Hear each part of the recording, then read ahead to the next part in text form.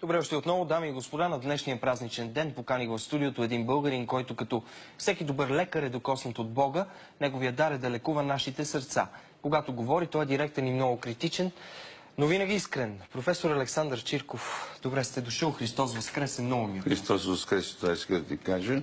Един ден, в който за мен е много важен и цял живот, и за нашата фамилия, дълго време, и така би трябвало да бъдат всички християни, че е починал възкръснал Божия син, един човек, който даде началото на цивилизацията. Той постави със своите идеи и мисли началото на цивилизацията. Да видим зрителите какво биха ви попитали на Велик ден. Много ми е интересно, Алекс.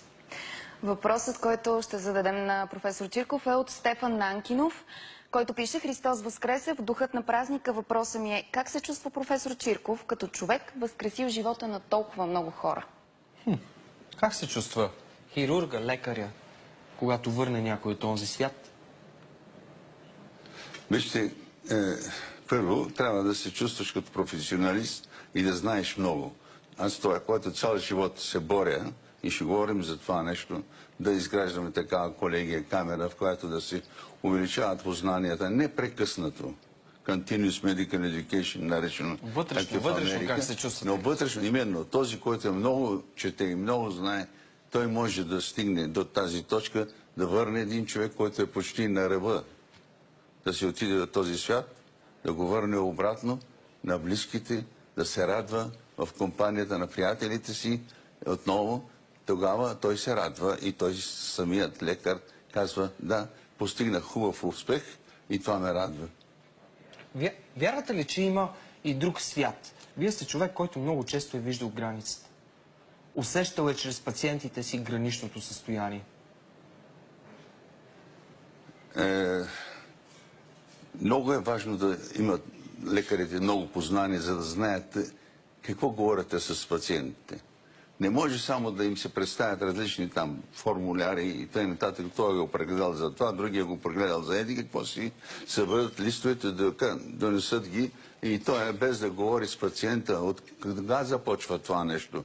Как е започнало? Той трябва да влезе във вътрешността, както и околната среда на пациента, и тогава вече да търси конкретно данните от изследванията и да стигне до диагнозата както трябва. Зато и това е, пак казвам, аз сега ще ти обясня. Галоян ви попита, по време на рекламите, Галоян ви попита как през всичките тези години, в които сте имали много работа, много нерви, много операции, как сте се съхранили във форма? Физическа и психическа форма.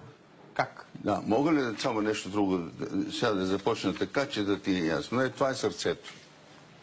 Хайде да го покажем. Ето така, внимателно да не падне това. Да, ето го сърцето. Ето го сърцето. Това сърце се съкръщава 70 до 80 пъти на ден. Това на минута, нали? 70-80 пъти. И 2 милиарда и 400 пъти за един 70 годишен човек се съкръщава. Представяш ли какъв орган е това вълшебен? Мозъка може да е в кома 6 месеца, но човек се възстановява след това. Има такива случаи. Но сърцето спрели за 1 секунда, свърши и живота на тази земя. 2 милиарда и 500, 400 или 500 хиляди, значи той се съкръщава на... И как го пазим? Добре. Да, сега как го пазим? Как пазим живота? Да се пазим то живота на това сърце, нали? Ние казваме: не така. Така като този.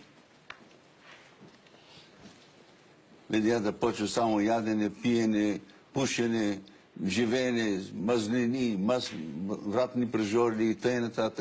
Това е, когато ни показва, не като прияждащия човек. Да, това показва в момента. Това и си мисли, че нали, живота, представи си, че за един 70 годишен човек сърцето изхвърля над 250 милиона литра кръв. Представяш ли си това? А за един 100 годишен? Тоест, вие казвате, не прекалявайте. Това казвате на хората. Да, и той си мисли, да, защото ето къде. Той мисли, че сърцето му е тук в панталоните. Не е в панталоните. Това вече е друг аспект. Да. И тогава, когато не пазиш сърцето, се стига до тези заболявания, наречени инфаркти, които се получават тук. Нали? Ние ги имаме тук, няма да ги показвам, исках да ги показвам и т.н., но от това умират хората. Лошото е, че ние не създадохме структури, което аз винаги съм искал. Първата структура е камерата или колегиум от най-добрите доктори, доказали се и отвън и от чужбина, които непрекъснато да провеждат семинари с лекарите и на всеки 4 години да ги ресертифицират. Дали те са в крак или в крачка с най-новото в медицината. Това е. Но добре, там се учат и на морал, учат се и на държане към пациентите и т.н. Аз ви разбирам. Вие говорите за тази камера, за това как трябва да бъде структурирано и организирано. Но в тази ситуация един човек, който е болен, мен ме интересува какво отношение има душата му. Душата като сила, която може да лекува, или тъмна сила, която може да разболява. Вижте, това е грешно разбрано душа наречена.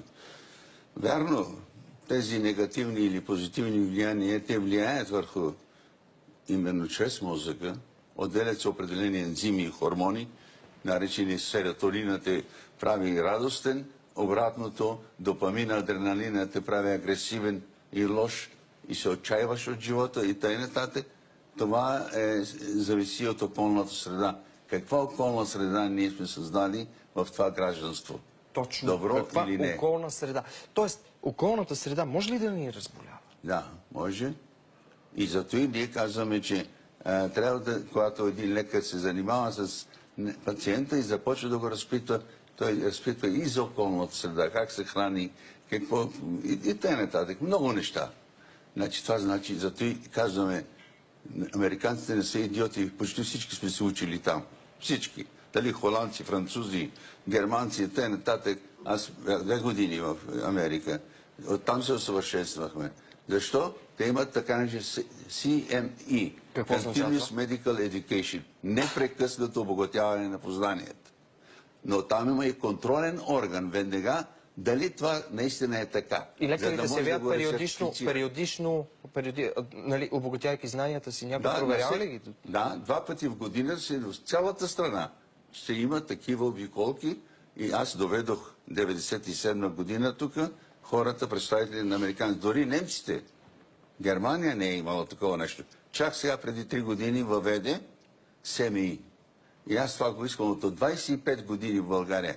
Само Костов и неговия министр бяха готови да възприемат това нещо. Всичко друго... Професоре, аз много искам на днешния ден да оставим у хората някакво такова добро усещане. Точно това е доброто усещане. Точно, да оставим хората, да се грижим и за хората. Вижте, здраво население точно има способност за радост, това е доказано. Здраво население, като се чувства здрав, той има способност за радост, и за работа. Той не тъжи, работи, и гражданството е силно, и държавата е силна. Когато администрацията е лоша, не се интересува за това нещо, създава една окръжна среда, която влияе неприятно върху пациента, започват различни страдания и така вече се чудиш защо ти не искаш да живееш в това общество, а бягаш, отиваш в чужбина да живееш. Разпрах ви, много ви благодаря за тези думи. Те със сигурност хората ще мислят върху тях. Останете да видите една любовна история, много интересна.